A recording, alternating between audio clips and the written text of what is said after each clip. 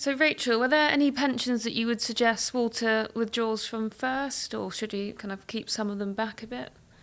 Short answer is it depends, really. Obviously, Walter's situation, it has certain things in common with other clients that we see, but it very much depends on where Walter needs to spend the money, what his long-term plans are.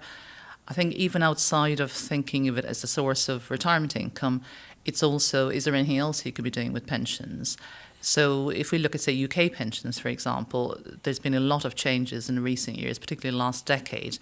that make them quite flexible as well in terms of passing on, whether it be to family or to anybody else the person wishes to.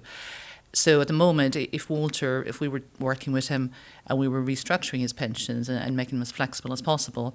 we would also be having discussions with him to say, well, if actually we've done a cash flow and we know how much you need to draw from your different assets, do you have a preference in terms of whether you'd like to leave certain assets to your loved ones? And if you have sufficient assets overall, would you be open-minded to actually looking at some of the pensions as an asset to pass on? So increasingly, I have clients where, whether it be their children or grandchildren, they're often earmarking at least part of the pensions for that rather than traditional retirement income. So again, the US and the UK and the timings of it, the tax side is really important, but I would say it shouldn't be solely driven by that, in that if an individual thinks, well, actually, I am going to be in the UK long term,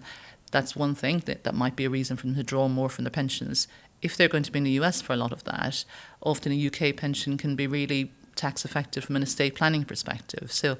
again, and I'm probably repeating myself, it goes back to looking at that overall plan really and what they're trying to achieve.